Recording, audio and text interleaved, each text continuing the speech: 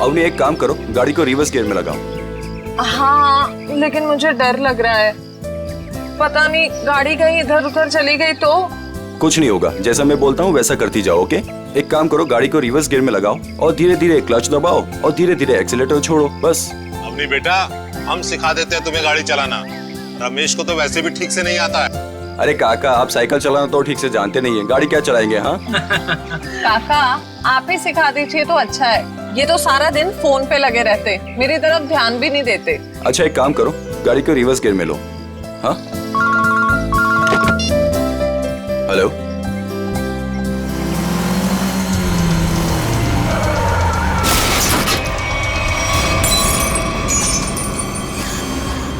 अवनी, ये तुमने क्या कर दिया? हाँ,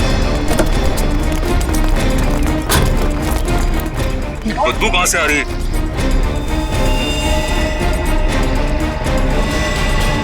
इसके अंदर लाश कहाँ से आ गई? इसमें से बदबू भी कितनी आ रही है? हे भगवान, इन्होंने तो लाश देख ली।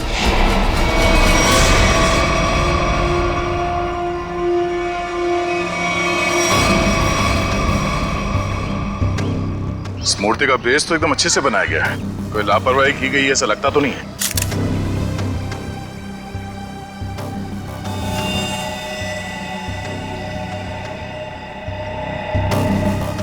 अगर इस मूर्ति में इसको रखा क्यों होगा? और वो भी ऐसे चहल पहल वाली कॉलोनी के बीच में रखी गई मूर्ति, वो भी ऐसे कॉलोनी के बीचों बीच जहाँ पे इतनी चहल पहल है।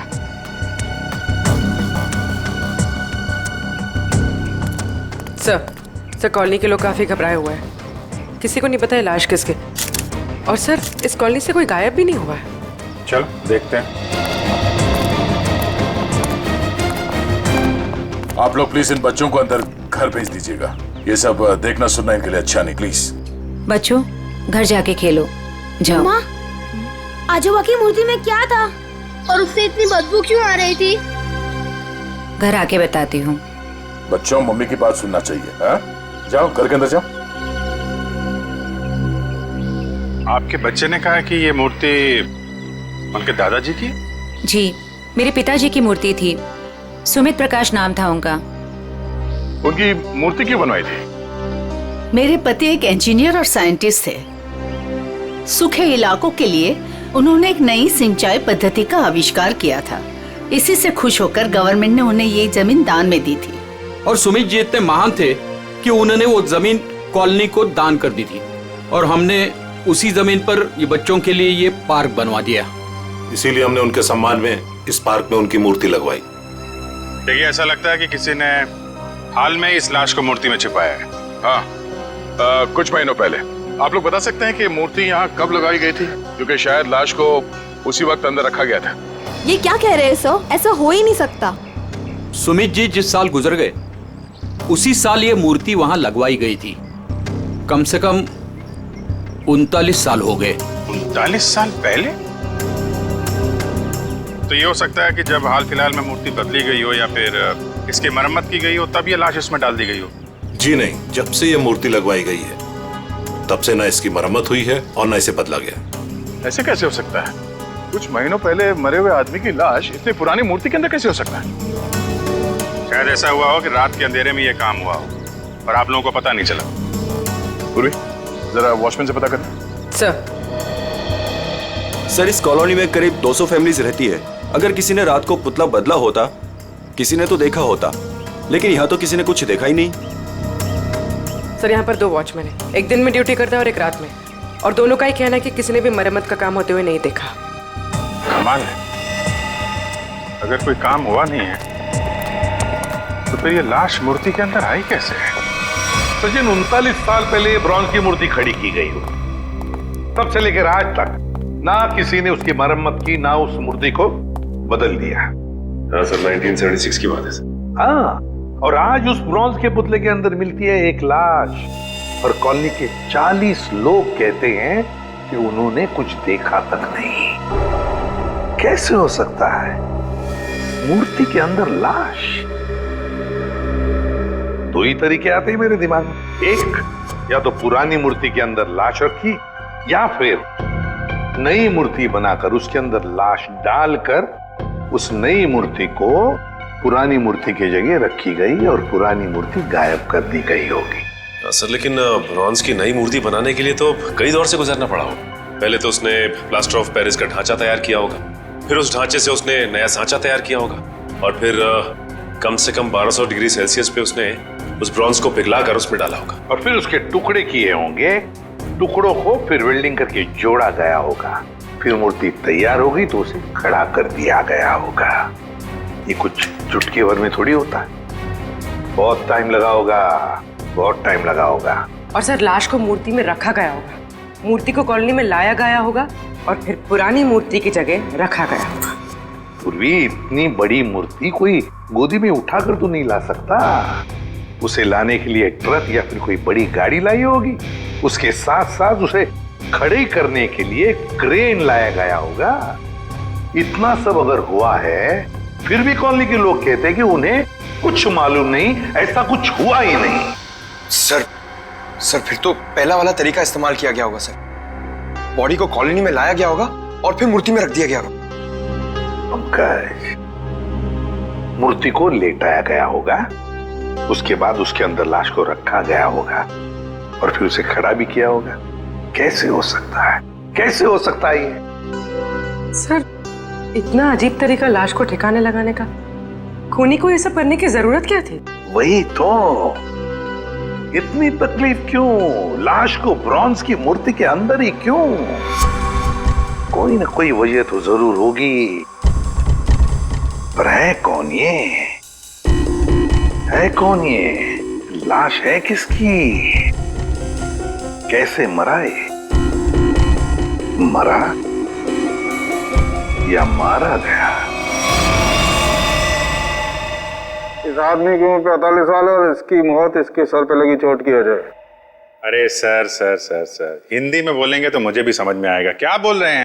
इस आदमी की उम्र 45 साल है और इसकी मौत इसके सर पर लगी हुई चोट की वजह से हुई है। ये हुई ना मैम, थैंक यू। और कुछ और बता सकते हैं? कोई जादू है, चुटकी बजाऊंगा हो जाएगा? अरे कोई जादू है जो चुटकी बजाऊंगा सब कुछ हो जाएगा? मन तो करता है चुटकी बजा दूं ये आदमी गायब हो जाए। क्या बोले तुम? मतलब मैं कह रहा था सारुंके साहब, आप चुटकी बजा दे तो केस सॉल्व हो जाएगा। कितना किया है, ये तो कुछ भी नहीं है। हाँ लेकिन अभी मेरा चुटकी बजाने का मूड नहीं। ठीक है तो मैं उधर बजा लेता हूँ चुटकी। किधर चले जाते हो? हाँ देखिए आप, तारिका जी।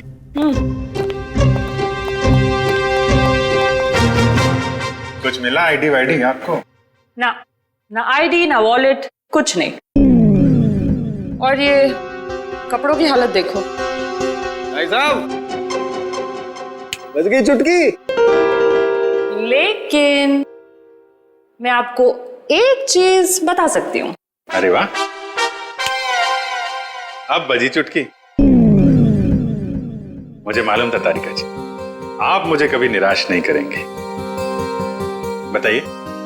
मैं आपको ये बता सकती हूँ कि ये लाश कितने समय तक उस मूर्ति में थी। अच्छा, कितने समय से? ये लाश ब्रॉन्ज की मूर्ति में बंद थी, वातावरण के प्रभाव में आए बिना।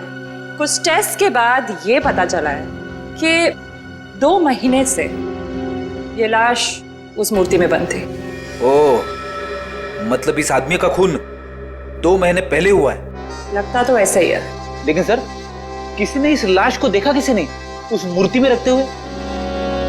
कॉलोनी वाले बता रहे थे कि मूर्ति 39 साल पुरानी है। डॉक्टर साहब आप ये बता सकते हैं ये मूर्ति नई है या पुरानी है?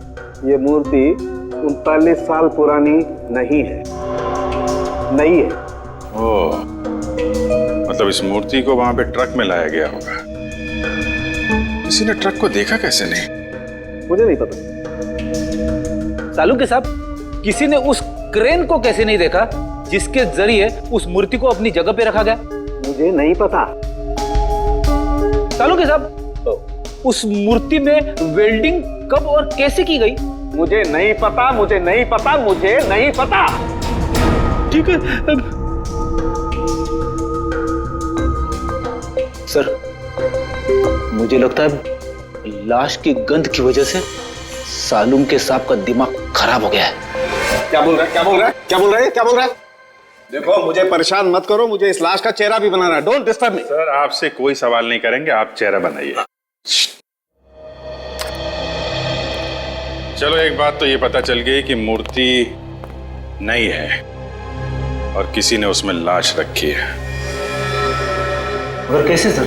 कैसे और कब का पता बाद में लगाएंगे, पहले ये पता लगाना है कि ये नई मूर्ति बनाई किसने।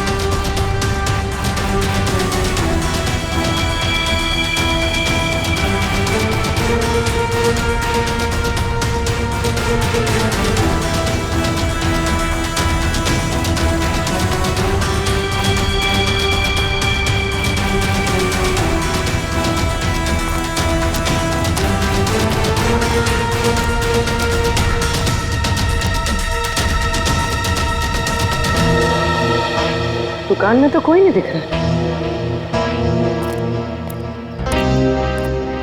वाह, एक खूबसूरत लड़की मेरे दुकान पे। सीआईडी से हूँ मैं। तो क्या हुआ? लगता है तुम्हारा दिमाग ठिकाने पे नहीं है मिस्टर कुमार। क्या? कुमार? मैं किसी कुमार सुमार को नहीं जानता और न मैं कुमार सुमार हूँ। तुम निशित कुमार नहीं हो जिसकी ये दुकान है? ओह, इस दुकान के पहले वाले मालिक निशित कुमार, उनकी बात कर रही है ना? पहले वाला मालिक? हाँ, निशित कुमार का 2 महीने पहले फोन हो गया।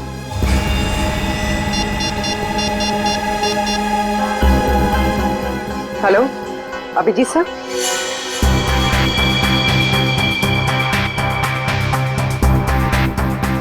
तारिका, बन गया ना चेहरा? तो इन्होंने ये दुकान निशित कुमार से खरीदी है और 2 महीने पहले उनका फोन है। 2 महीने पहले की वो लाश थी ना जो उस मूर्ति में से मिली? हाँ सर, लाश। हाँ लाश। आप ये बताइए कि निशित कुमार के बारे में और क्या जानते हैं आप? सर मुझे ज्यादा पता नहीं है। उनकी माली हालत भी ठीक नहीं थी और कई सालों से उनके पास कुछ काम भी नहीं था। उनके घर का एड्रेस देना। वो घर में अकेली थी। जब मैं बाहर से आई तो देखा चोरों ने उनका गला काट दिया था। शायद मैं यहाँ होती तो उनको बचा सकती थी सर। हम आपकी तकलीफ समझ सकते हैं अर्चना जी, पर क्या आप बता सकती हैं कि क्या क्या चोरी हुआ था? कुछ नहीं, चुराने के लिए आई ही क्या घर में? कुछ नहीं था और अब भी नहीं है। आपके पति जो मूर्तियां बनाते थे वो किनके लिए बनाते थे? मेरा मतलब है उनके क्लाइंट्स कौन कौन थे? मुझे पता नहीं, लेकिन उनकी सारी चीजें वो अलमारी में रखते थे। हम वो अलमारी देख सकते हैं? जी। अलमारी देख लो जरा।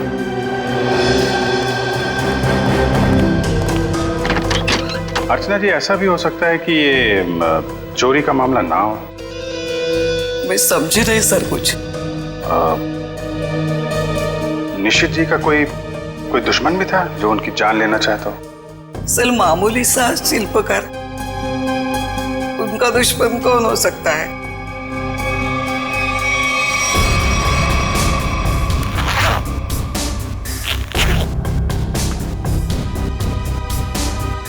सर, हाँ बेट। इस फाइल में मूर्तियों की बहुत सारी न्यूज़पेपर कटिंग है सर। वो जो सारी मूर्ति बनाते थे ना, उसका सारा रिकॉर्ड इसी फाइल में रखते थे। और सर ये देखिए। तो ये मामला है सुमित जी की मूर्ति भी इन्होंने बनाई थी 1976 में। अर्चना जी, मूर्ति बनाने वाले अक्सर अपनी बनाई हुई मूर्तियों का एक ढांचा अपने पास रखते हैं कि अगर मूर्ति टूट फूट जाए तो दोबारा बना सके। निशित जी भी ऐसा करते थे क्या? हाँ हाँ, उसके वो सारे ढांचे पिछले बाजू रखते थे। हम वो जगह देखना चाहेंगे।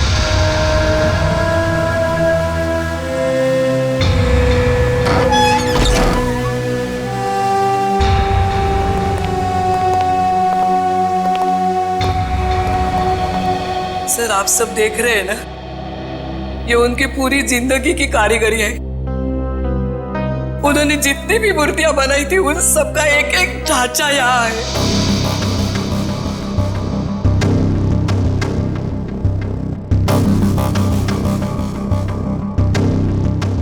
वो वाला नहीं दिख रहा है? कौन सा वाला? वो सुमित जी की जो मूर्ति का ढांचा है। वो उस तरफ होना चाहिए।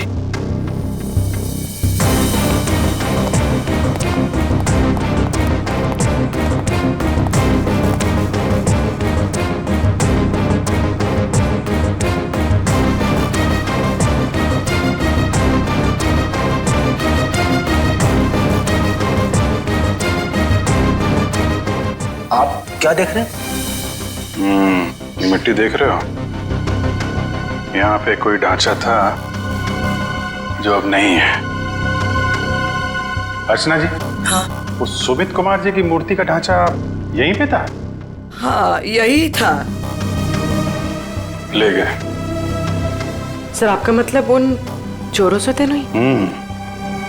सुमित कुमार जी की मूर्ति का ढांचा चोर चुरा के ले गए। ऋषि जी का खून इस ढांचे की वजह से हुआ है। लेकिन सर, सुमित जी की मूर्ति का ढांचा चुरा के चोर क्या करेंगे? उस ढांचे की मदद से सुमित जी की नई मूर्ति बनाई गई और उस लाश को उसमें डाल दिया गया। लेकिन सर, हमें कैसे पता चलेगा वो लाश किसकी है? साड़ू के साहब लगे हैं ना लाश का चेहरा बनाने में। एक बार चेहरा बन जाए सारी कहानी सामने आ जाएगी। हाँ डॉक्टर साहब, बन गया चेहरा?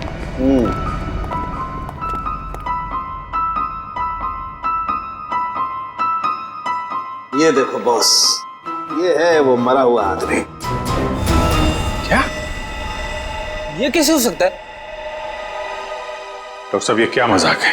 भाई साहब, मैं मजाक नहीं कर रहा हूँ, यही है उस आदमी का चेहरा, ऐसा ही दिखता है वो। मैं जानता था, मुझे बिल्कुल पता था ये कुछ ऐसा करेंगे जिससे सारा केस उलट जाए। क्या बात कर रहे हो यार तुम? मैं ऐसा क्यों करूंगा? क्या हो गया तुम्हें? अभिजीत, ये क्या कह रहे हो तुम? ये उसी आदमी का चेहरा है। सर, मजाक क्यों करेंगे? क्योंकि डॉक्टर साहब ने जो चेहरा बनाया है वो मूर्ति का चेहरा है। सुमित जी का चेहरा है जो 39 साल पहले मर चुके हैं। इस चेहरे में सिर्फ मूंछ लगाना बाकी। क्या बात कर रहे हो? ये आप बताइए, आपने बनाया है चेहरा? तो मैंने तो वही बनाया है जो मुझे खोपड़ी ने बताया। मैंने तो मूर्ति देखी भी नहीं है यार। तो आप देख लीजिए, ये मूर्ति है। ये तो वाकई वही चेहरा है जो मैंने बताया। ऐसा कैसे हो सकता है? सर, ये आदमी 39 साल पहले मर चुका है। आज जिंदा होता तो 80 साल का होता। और आपने कहा था ना कि ये मरा हुआ आदमी 45 साल का है। कैसे पॉसिबल है? आई एम सॉरी बॉस, मुझे छुट्टी चाहिए। वो आप देखो सर। पहले हम ये पता लगाने की कोशिश कर रहे थे कि लाश को मूर्ति में रखा कैसे गया। अब हमें यह पता लगाना है कि सुमित जी की लाश सुमित जी की मूर्ति में आई कैसे और क्यों। सर, कुछ पता चला उस लाश के बारे में? देखिए, उसी के बारे में हम लोग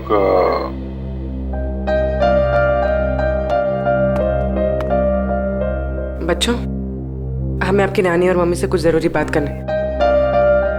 और बातें ऐसी हैं जो आप लोगों को नहीं सुननी चाहिए। तो आप लोग प्लीज अंदर जाइए। क्यों? हम क्यों नहीं सुन सकते? ये बड़ों की बातें हैं, बच्चों का कोई काम नहीं। हमें पता है, हमारे आजोबा की मूर्ति में से लाश मिली है ना। आप उसी के बारे में बात करने आए हो ना? हाँ, और कुछ जरूरी बातें। आप लोग अच्छे बच्चे हो ना? प्लीज अंदर जाओ।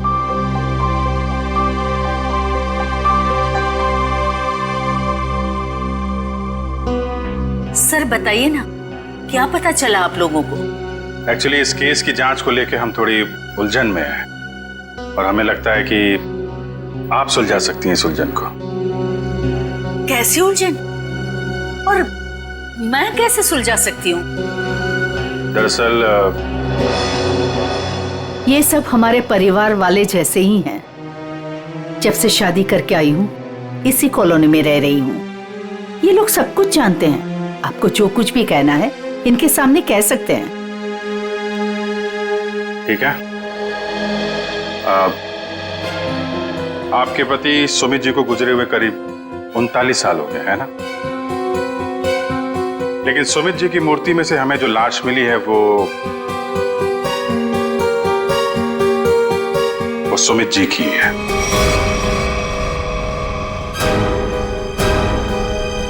ये कैसे हो सकता है? ऐसा ही हुआ है। ये देखिए।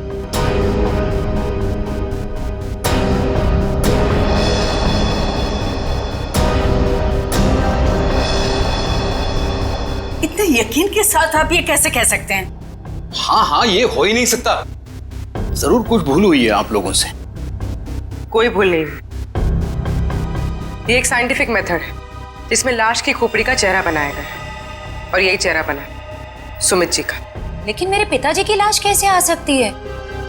ये मुमकिन नहीं है। वही तो, लाश की उम्र करीब 45 साल की है। आपके पिताजी जिंदा होते तो 80 साल के ऊपर के होते हैं। अब बात यह है कि 80 साल का आदमी 45 साल का कैसे हो गया? ये मैं कैसे जान सकती हूँ?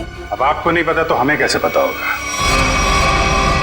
चेहरा तो बिल्कुल आपके पति का ही है। सर, उनकी मौत के बाद उनका अंतिम संस्कार मैंने ही किया था। अगर किसी ने लाश बदल दी हो या कहीं किसी तरह वो जिंदा भी होते तो भी 80 साल का इंसान 45 साल का हो ही नहीं सकता। वही तो, यही बात हमें परेशान कर रही है।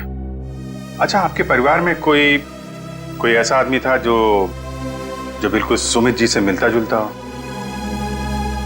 नहीं, जब से मैं उन्हें जानती हूँ या जब से मेरी शादी हुई है मैंने तो ऐसा किसी को नहीं देखा जो उनकी तरह दिख रहा हो। चूंकि उस मरे हुए आदमी का चेहरा हूबहू आपके पति से मिलता जुलता है और उन दोनों में कोई संबंध है या नहीं, ये जानने के लिए मालती जी हमें आपकी थोड़ी मदद चाहिए। कैसी मदद? अगर आपको बुरा ना लगे तो हमें आपका डीएनए उस मरे हुए आदमी से मिला के देखना होगा। यही एक तरीका है सच्चाई को जानने का।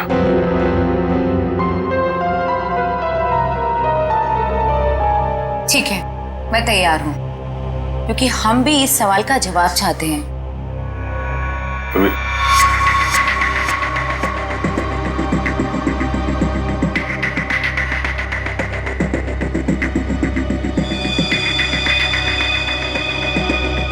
Thank you. हम फिर मिलेंगे और तब जवाब के साथ मिलेंगे।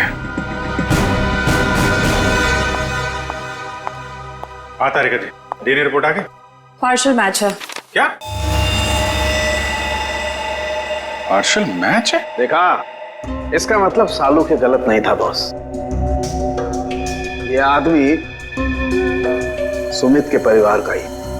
बाप का डीएनए बेटी में भी है और इस मरे हुए आदमी में भी। निश्चित रूप से ये आदमी सुमित के परिवार का ही कोई है। अगर ये सुमित का रिश्तेदार है तो किसी ने इसे पहचाना कैसे नहीं? कोई तो होगा जो इसे पहचानता। ये बड़ी चौंकाने वाली बात है। आपने जो इसका चेहरा बनाया था उसकी फोटो हमने अखबार में भी भेजी, लेकिन ऐसा कोई भी आदमी सामने नहीं आया जो इसे पहचानता हो। अगर ये इसी शहर में था तो किसी ने तो इसे देखा होगा। कोई तो होगा इसके पहचान वाला। तारिका जी, आप तो जीनियस हैं। ऐसे क्या कह दिया मैंने? केस सॉल्व कर दिया है। हो सकता है ये आदमी इस देश का हो ही ना। हो सकता है कि मरने से कुछ समय पहले इस देश में आया। ओह, इसीलिए किसी ने इसे पहचाना नहीं। हाँ, पिछले 2-3 महीने की इमिग्रेशन रिपोर्ट्स चेक करनी होंगी हमें। पंकज, आज के अखबार में मैंने अपना राशिफल देखा। जानते हो क्या लिखा था उसमें? क्या था सर? बहुत जल्द नौकरी में बदलाव होगा। इसका मतलब जानते हो? हाँ सर, ये तो बहुत दुख की बात है। आपका डिमोशन होने वाला है। आपकी पोस्ट तो मेरे से भी नीचे होने वाली है। क्या बोलता है? अरे इसका मतलब है मेरा बहुत जल्द प्रमोशन होने वाला है। हाँ, पिछले 1 हफ्ते से मुझे ऐसा ही लग रहा है। लेकिन मुझे ऐसा नहीं लग रहा है। क्यों? सर अभिजीत सर ने बिल्कुल सही पता लगाया सर। इमिग्रेशन रिकॉर्ड से उस मरे हुए आदमी का चेहरा मैच कर रहा है सर। गुड, मिला है सर।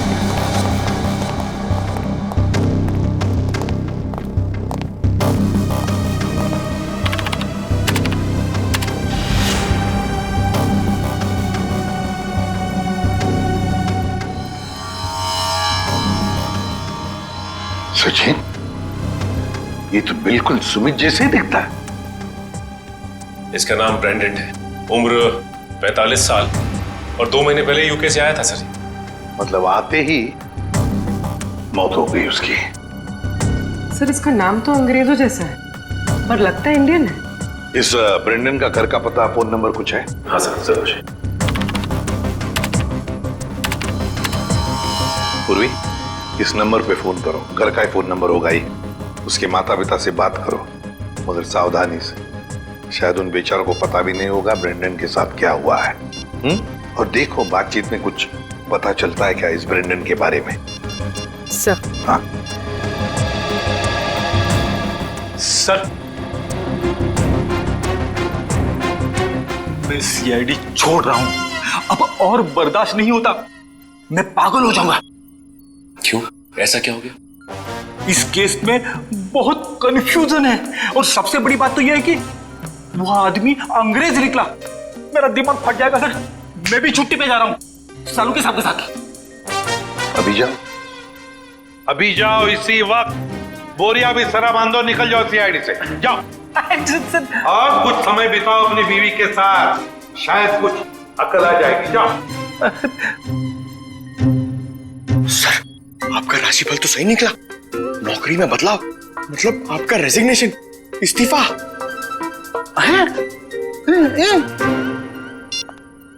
सर। हाँ पूर्वी, बात हो गई? हाँ सर, एक और चौंकाने वाली बात पता चली। क्या?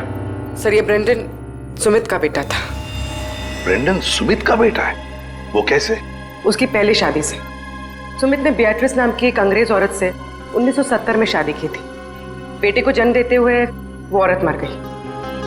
बीवी की मौत के बाद उसका दिल टूट गया और वो अपने इस बेटे को लेकर इंडिया वापस आना चाहता था। लेकिन उसकी बीवी के घर वालों ने बच्चे को आने नहीं दी, इसलिए बच्चे को नाना नानी के पास छोड़कर वो इंडिया आ गया। और इंडिया में आने के बाद उसने अर्चना से शादी की और अपनी पिछली जिंदगी मिटा दी, किसी को कुछ भी नहीं बताया। और इसीलिए सुमित के इस बेटे ब्रेंडन के बारे में यहाँ पे किसी को भी कुछ पता नहीं था। Yes sir.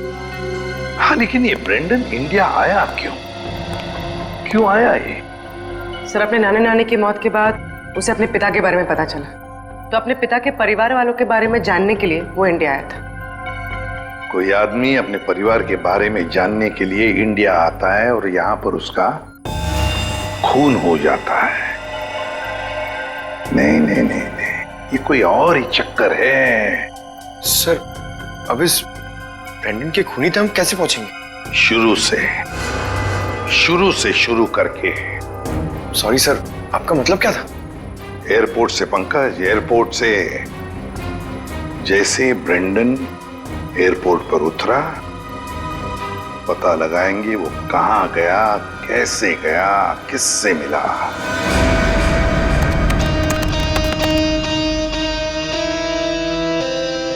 सर, ये फुटेज एयरपोर्ट के अराइवल गेट की है सर, जब ब्रेंडन इमिग्रेशन से बाहर निकल चुका था।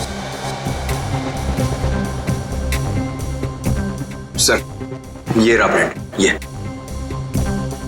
कैप वाला आदमी ब्रेंडन से मिलने आया? कैप की वजह से उसका चेहरा ठीक से दिख नहीं रहा। जरा जूम करो उसमें।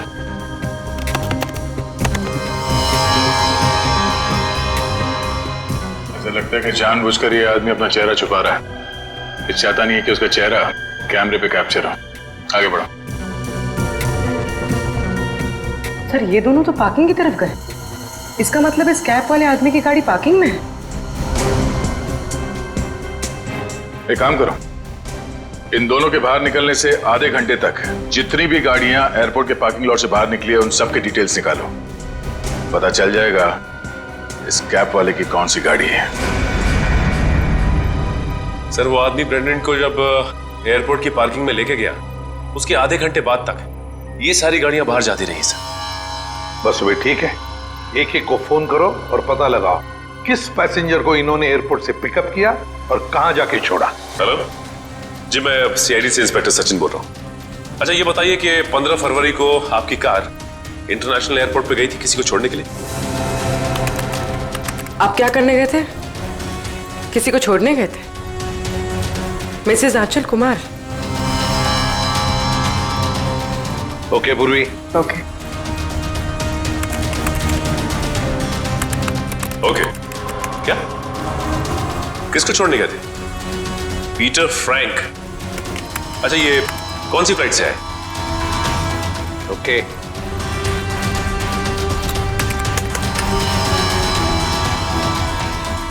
मिस्टर डिसिल्वा,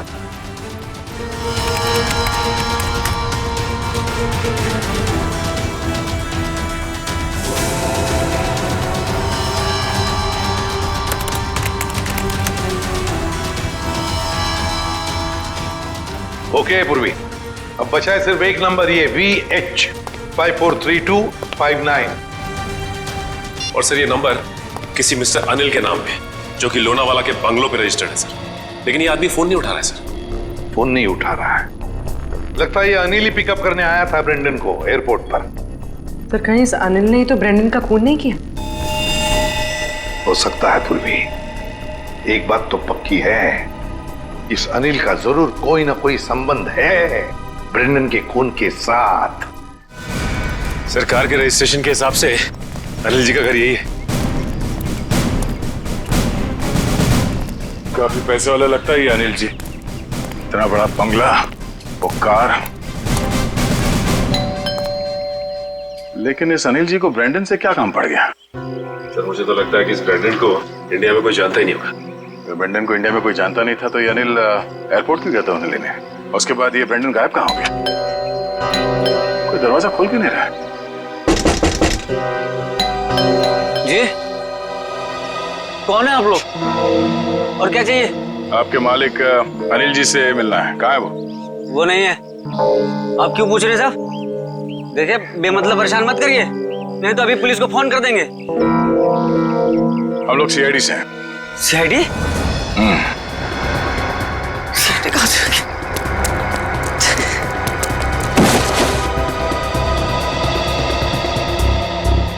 अब ये हमारे किसी काम का नहीं है।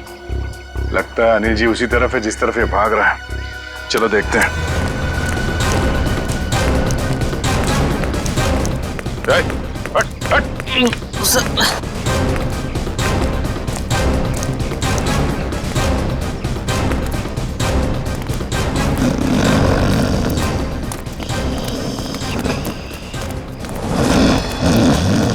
लगता है यही अनिल जी है। अनिल जी, मालिक और नौकर एक साथ शराब पी रहे थे यहाँ पे। अनिल जी, अनिल जी, जी हम ये जानने आए कि कुछ महीने पहले आप ब्रेंडन को एयरपोर्ट से लेकर कहाँ गए थे? एयरपोर्ट? ब्रेंडन? मैं कुछ नहीं समझ पा रहा यार, क्या बोल रहे हो तुम? हम ये कह रहे हैं कि ब्रेंडन को लेके आप एयरपोर्ट से आए थे और ये हमने सीसीटीवी फुटेज में देखा है।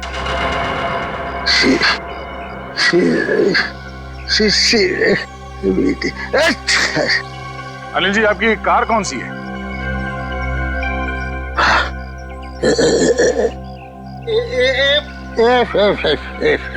सच्चाई तो ये है कि ना तो ये बंगला आपका है और ना ही वो कार। हाँ?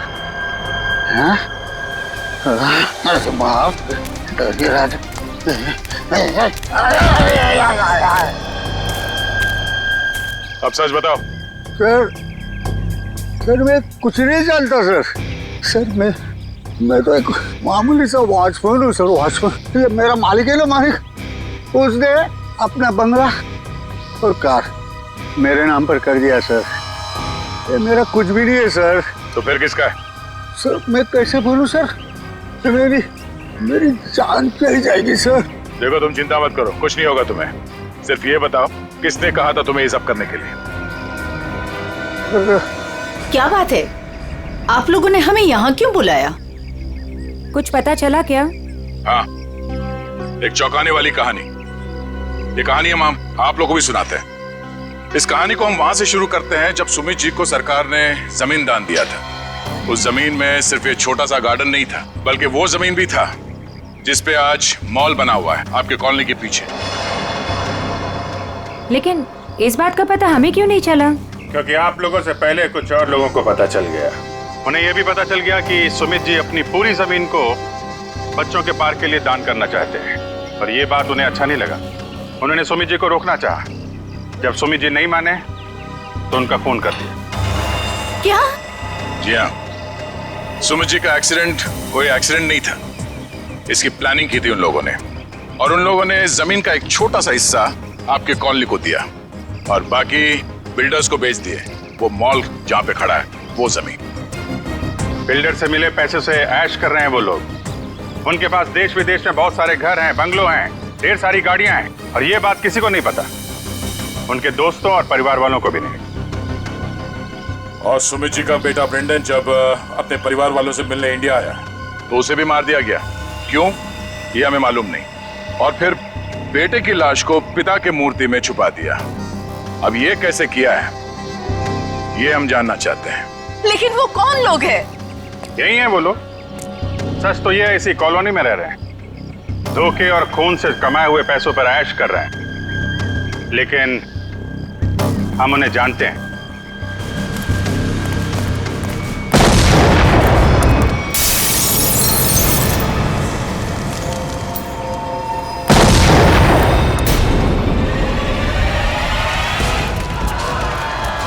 अजय, अजय आपको पीछे आइए जल्दी।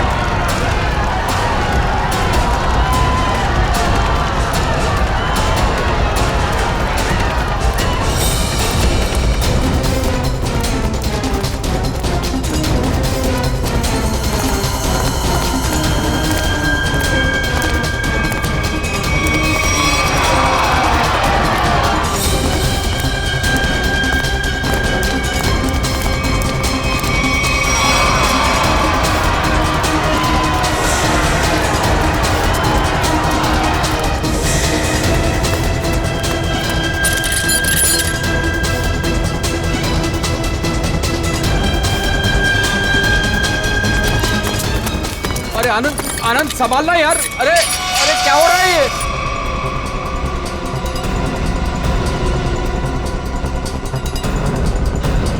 कहाँ भाग रहे हो? अरे सर उतारिए हम लोगों को। सर मर जाएंगे हम। सर नीचे उतारिए प्लीज। सर हमने तो तुम दोनों का नाम भी नहीं लिया था। हाँ, मगर तुम लोगों के लोनावले वाले बंगले पे गए थे हम लोग। नीचे उतारिए ना। अरे तुम लोग तो वैसे ही गिरे हुए आदमी हो। सुमित जी और ब्रेंडन का खून किया तुम लोगों ने। नहीं नहीं सर, वैसे हमें पता चल गया, तुम लोगों को मालूम पड़ गया था कि तुम्हारे करतूत के बारे में हमें पता चल गया। सर नीचे उतारिए प्लीज। इसलिए कॉलोनी वालों की जान को नुकसान पहुंचा है। हाँ? और अब उसका भगदड़ का सहारा लेके भाग रहे तुम लोग। सर उतारिए हमें। सर नीचे उतारिए प्लीज। नीचे उतारिए ना। मर जाएंगे सर। सर नीचे उतारिए ना।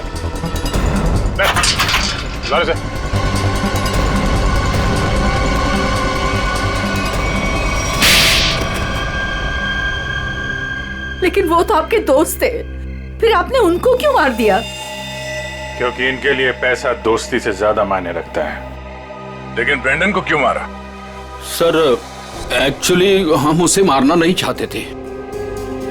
हम उसे एयरपोर्ट से सीधा हमारे खाली पड़े हुए फ्लैट पे लेके गए। हमने सोचा था हम उसके बाप के मरने की झूठी कहानियां सुनाकर उसको यूके वापस भेज देंगे, और उसने हमारी वो बातें सुन ली थी जिसमें हमने सुमित को मारने का जिक्र किया था। इसके लिए उसको मारा सर। लेकिन उसकी लाश मूर्ति में क्यों छुपाई?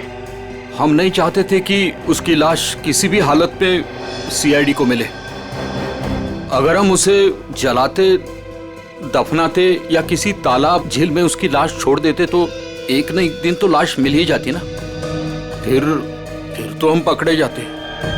इसलिए हमने उसकी लाश सुमित की मूर्ति के अंदर डाल दी थी ताकि कोई ढूंढ ना सके। इसीलिए तुम लोगों ने निशित को मार दिया और उसके गोडाउन से सुमित जी के पुतले का ढांचा को चुरा लिया और नई मूर्ति बनाई। हाँ? लेकिन तुम लोगों ने मूर्ति जब बदली तो कॉलोनी वालों को कैसे नहीं पता चला? वो सर, हमने एक दिन पूरे कॉलोनी वालों को रात के खाने की दावत दी थी और हमने उनके खाने में नींद की गोलियां डाल दी थी। अच्छा, जब सारी कॉलोनी सो गई तो पुरानी मूर्ति की जगह नई मूर्ति रख दी। अगर अवनी अपने कार से उस मूर्ति को ठोकर नहीं मारती तो इनके काले कारनामों से पर्दा नहीं हटता। लेकिन सच्चाई में एक ताकत होती है जो कभी छुपती नहीं, और जुर्म में भी वही कमजोरी होती है, वो भी कभी छुपती नहीं। इन्हें हमारे हवाले कर दीजिए, इन्हें सजा अब हम देंगे। हाँ सर, इन्होंने हमें धोखा दिया है, ये हमारे गुनहगार है।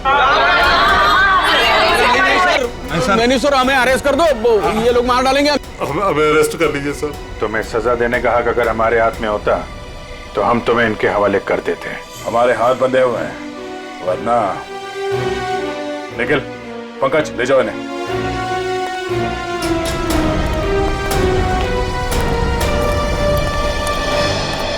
बेटा, आप लोगों का बहुत बहुत शुक्रिया कि आप लोगों ने ये गुत्थी सुलझाई और छिपे हुए गुनहगारों को पकड़ लिया। ये तो हमारा फर्ज था, लेकिन हम पूरी कोशिश करेंगे कि मॉल की जमीन भी कॉलोनी को वापस मिल जाए। आपके पति का जो सपना था वो पूरा होके ही रहेगा। खुश रहो बेटा, खुश रहो।